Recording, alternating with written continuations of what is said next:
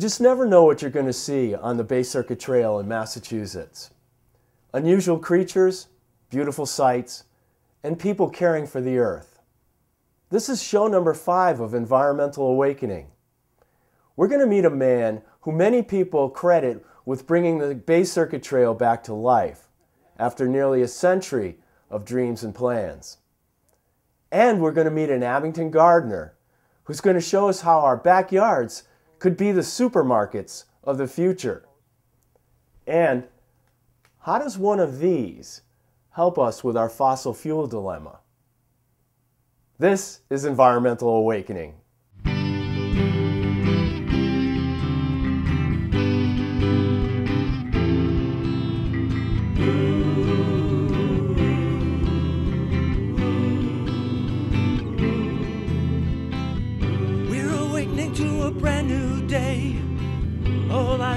Saying there's a better way.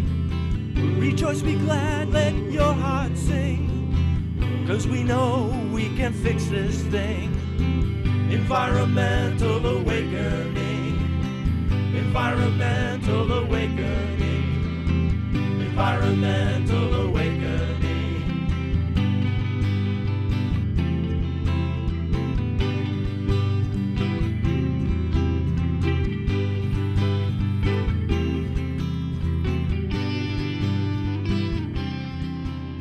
If you know the Bay Circuit Trail at all, you've probably heard the name Al French.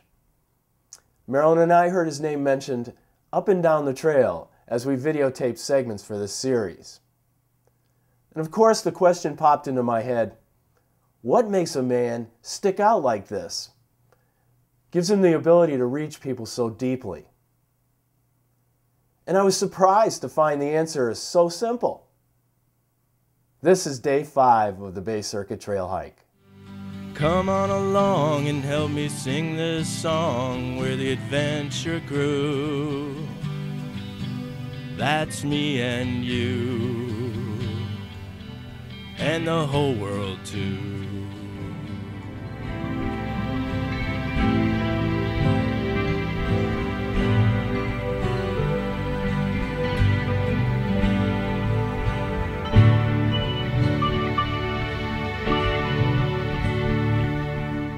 A wide trail and open forest greet me for this beautifully cool morning on the Bay Circuit. Amazed to see this creature hovering in front of me like a tiny helicopter, a hoverfly. It's hard to miss this scarlet tanager doing something like a morning dance just above me in the trees. It seems to me it's grooming, its feathers vibrating, a very special moment. Then it's by a dangling leaf to a bog, a swampy area, a concert of birds singing, frogs croaking. Nature at its finest. Glorious bright blue skies and the sun. Today is very special because I'm meeting with a man that I've heard so much about. If it weren't for Alan French, there wouldn't be a Bay Circuit Trail. He's a hard guy to say no to. But who is this man walking through the wetlands with a shopping bag in hand? And what got him started on reviving the dream of the Bay Circuit Trail? Simply by going to a meeting at the Appalachian Mountain Club's Boston headquarters. He had a store, so he was kind of the corporate world.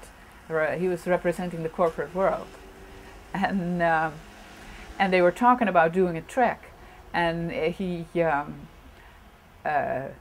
asked them, well, on this trek, do you have any need for an old geezer like me? That's how he put it. And what was Al's secret for galvanizing the passions of so many people, waiting for a leader to tie it all together, working at the grassroots? What that really did was it inspired people to get really interested in the Bay Circuit. A lot of people volunteered. And the whole notion that Al came up with, which I think was his genius, was this is a bottoms-up thing. You find people who are interested in every community, and you let them work out their part, and you get them together so the trails meet at the town border.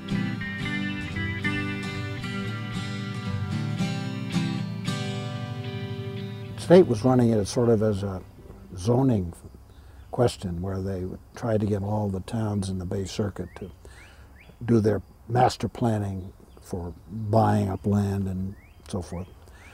The Park Service said, get out there. You'll get the people that will use the land, then they'll vote for it. That's how you drive the program. And it wasn't my idea, but I bought it, hook, line, and sinker. Al was hooked, and the revival took off. And besides all the hard work it takes to organize a movement like this, the premise was really quite simple. People who had been like me in all the towns, the 50 towns, said, hey, this thing isn't dead, you know? And that's how it took off. The trail is so many things, from road walks to woods to this beautiful bog. It's this butterfly and all the peaceful sounds. It's protected areas, a place for wildlife. It's a tree that's fallen, a large rock tangled in its roots. And as Al explains, all the experiences this trail has to offer can be very important to our lives. I do believe that its lifestyle is positively affected by exposure to open space on a regular basis, hopefully, close to where you live, so it's not a big production to drive, and also for people of less means, it's sometimes an economic problem of how to have the time or the area to get close to green space. And as we sit on this very unusual bench, I wonder if all our environmental problems could be solved in the way that Al's attacked the problems facing the Bay Circuit Trail. You have to make people glad, and I think that means they're glad if they feel they're being listened to, that they're included. So sometimes that's inconvenient. A simple truth, including the people in the solution. And it doesn't even have to be your own idea. I think the Bay Circuit Trail, the idea of walking from Plum Island to Duxbury, even if you didn't do it more than once in your lifetime or not at all, if you, was exciting to people. And that's what seems to happen on the hike as I become mesmerized by the woods, even the roads, the private property postings, the gunshots from a nearby rifle range. They can't disturb the feeling of calm a good walk can produce. Like going by this great glacier boulder. And if you look close, my first glimpse at a great blue heron. Through a 19th century quarry, by an old mill site and a pond, the sky, the clouds, the rushing water. I can say it's an article of faith. I can't prove it. I feel. And it has been supported by people like Tony Hiss and people who have written about. And more recently, studies in Scotland. I believe that exposure to green space is an important mental health as well as a physical health. As I reach the end of the day, I come upon this very special bench in the Mary French Reservation. And I learned the reason Al was carrying that shopping bag. The highlight of my life is the time when shortly after she retired from the school system in 1998, without me asking, she said, Alan, I'd like to walk the Bay Circuit with you. And we did. Yeah. 20 days or 15 days, I don't remember. No telephone. To have that time with somebody you love so deeply is something I'll never forget. Carefully sanding and preparing the wood for a loving finish, I read the words on a plaque written about a woman who played such an influential part in the life of Al French. She listened and responded to nature. She listened and responded to her community, family, friends, associates, parents, children. A lot of people won't know. They'll see that bench, they'll see her name, but they won't know what she did and what she was like. And I was hoping that those lines would suggest to people what kind of a person she was.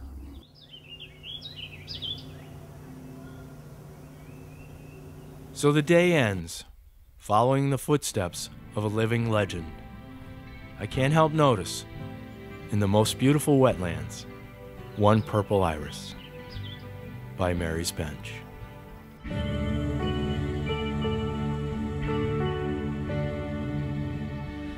I can't tell you what's in my heart.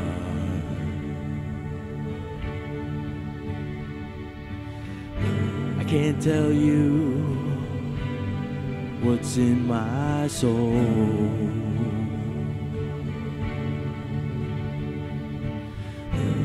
All that I can tell you is it's all about love. Love is all we need. Love is a seed.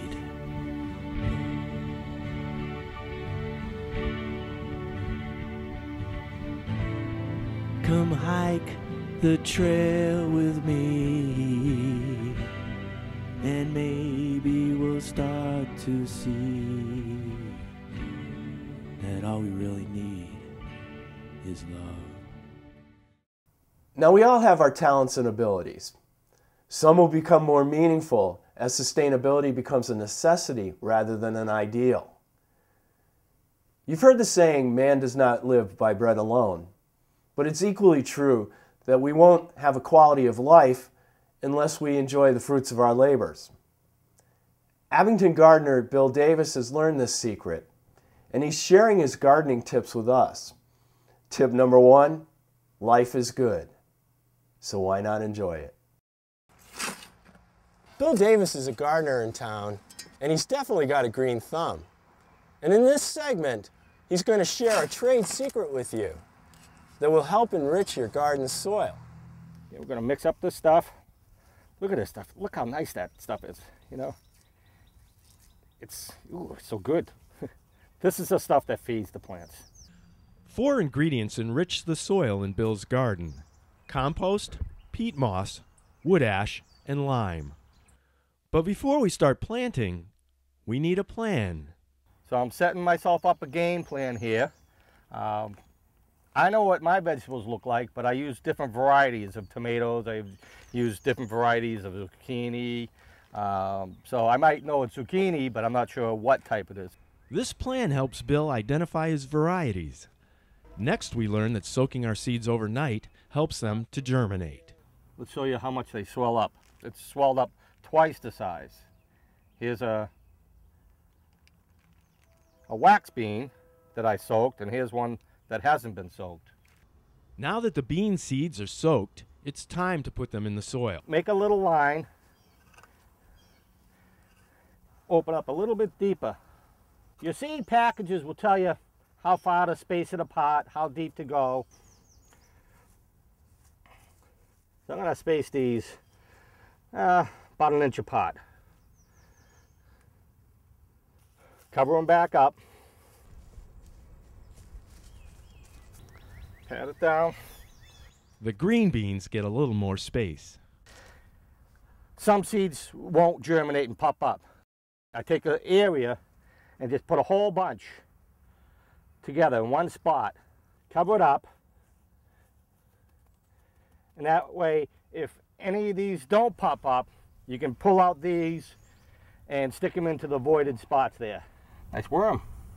Following the plan, Bill measures out his rows and pathways.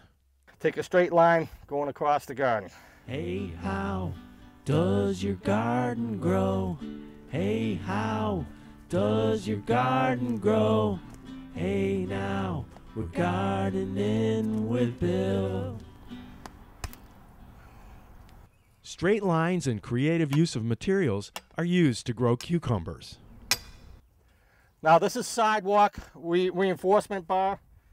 The openings are so wide that the cucumbers can go hang on this and help support it and help keep the cucumbers from overtaking the whole garden. The twine Bill uses is organic and can just be snipped off in the fall and decompose in the soil. If you know anybody that does construction, they're always throwing metal pipes out into the dumpster there. You can buy this stuff at your hardware stores. I like to get it for free though. Now it's time for Bill's special blend, starting with the main ingredient, compost. Basically, it's just leaves, grass clippings, and food scraps. This takes a little more work to do it this way, but this is the technique that I've been doing for around 25 years. Shovel full of peat moss, large handful of wood ash, small handful of lime. I slowly mix up the dirt with the compost. Small hills raise up the roots beneath the soil. The heat helps them to grow. Think of the plants as a mini factory. Plants go through a process called transpiration. And let's figure it as a factory. The more heat it gets, the more sun it gets, the more it wants to draw the water. But the plants will be going into a little bit of shock when you're first planting them. That's why it's best to plant on cooler, overcast days. And when you do, drop it in there. Now don't be afraid to go up high on the plant. Now gardening can be a lot of hard work, but for Bill Davis, it's a lot of fun. And when he gets out into his garden, life is good. Hey Bill, that's for the next lesson. All right. Reporting for E-Awakening, I'm Dan Brolin. hey, how does your garden grow? Hey, how does your garden grow? Hey, now we're gardening with Bill. We're gardening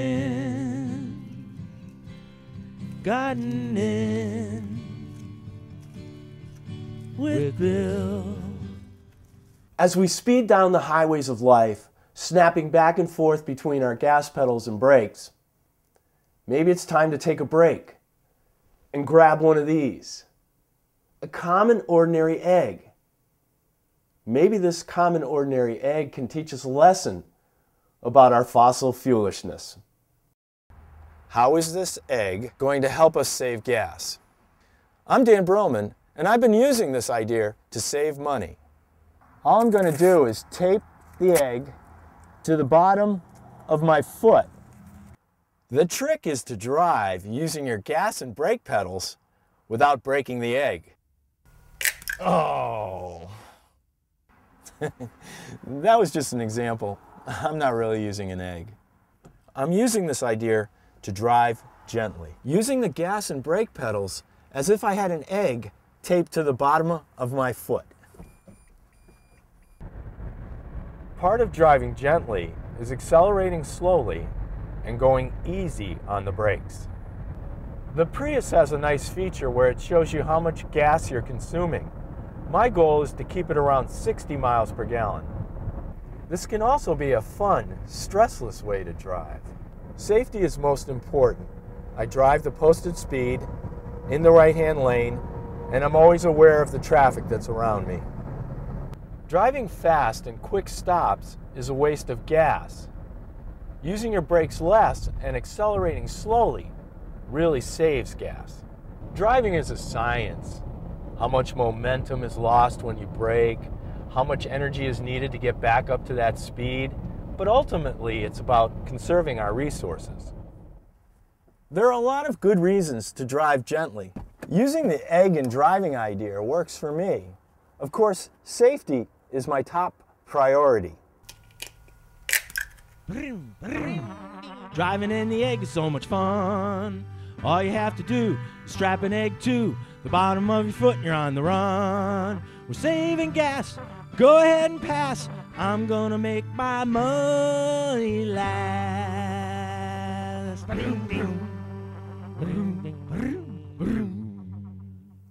Okay, maybe a sense of humor will only get you so far. After all, with the problems that we face with our resources and climate change, it can seem almost nightmarish, unsolvable. But just take a look at all the environmental heroes in our backyards everywhere, and let yourself smile. Maybe that's when the awakening will happen. And maybe that's when we'll start living the dream. I'm Dan Broman, and this is Environmental Awakening.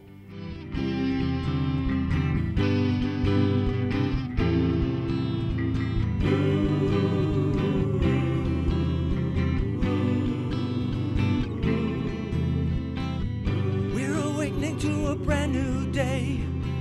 A whole lot of people saying there's a better way. Rejoice, be glad, let your heart sing. 'Cause we know we can fix this thing. Environmental awakening. Environmental awakening. Environmental awakening.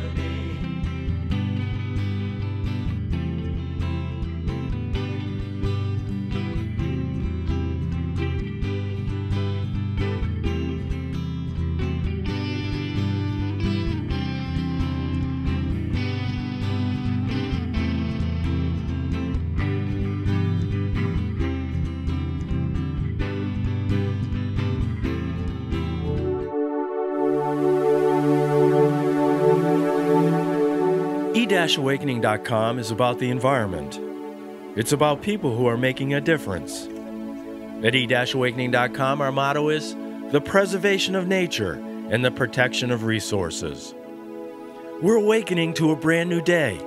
Environmental heroes are popping up in backyards everywhere, from rooftop farmers to ordinary guys, from Big Heart Little Feet to the Clean River Project, from hiking the New England portion of the Appalachian Trail, meeting trailblazers making the Massachusetts Bay Circuit Trail a reality, to talking with saviors of open space and being educated in living labs, inspired by the coming together of so many people caring for the planet. Countless people are coming together in their own special way with one big goal: to save the earth. And E-Awakening.com is there telling their stories. We're shining a spotlight on what individuals and groups are doing to preserve nature and protect resources. We want to share what we've discovered. People are making a difference. Come see for yourself at E-Awakening.com.